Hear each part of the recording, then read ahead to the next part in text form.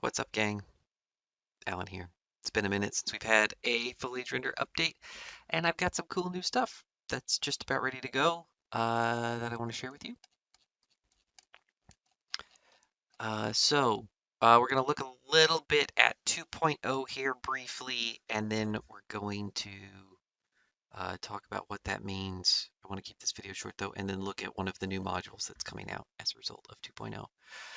2.0 is going to move Foliage Render to the Dicewrench Unity Asset Store from Jason's Unity Asset Store.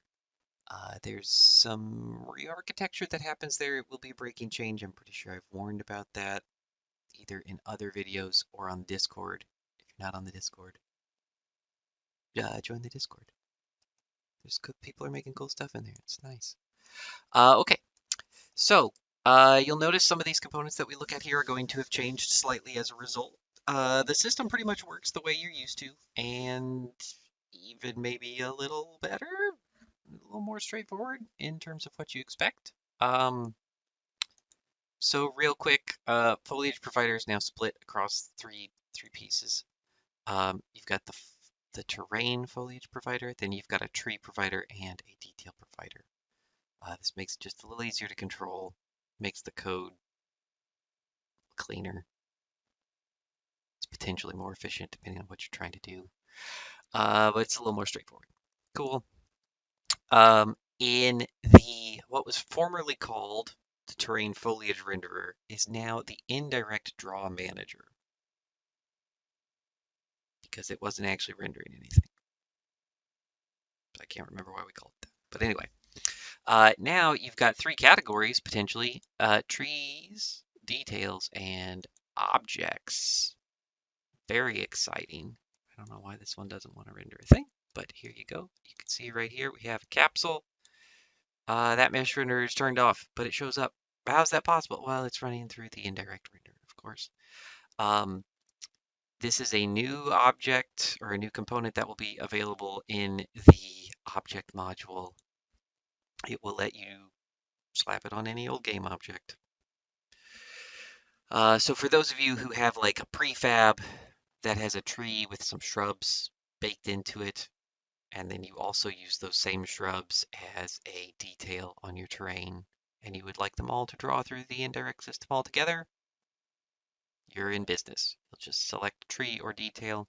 For example, this conifer here is rendering with the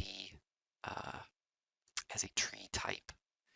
And if you don't have an object type present, if we go back in here and say we just turn this guy to a tree, if we go back in our draw manager, now we don't have object draw settings because we're not drawing any objects. So if you're only drawing trees or you're only drawing details, your draw manager will only show you override settings for those things, which is totally fine. And that's pretty much it. So that chunk of code about like, hey, do you want to extend all that bit from the documentation is going to go away because you just get this thing. You'll just get this thing. And it won't be very expensive, but it will kind of give you some much requested functionality.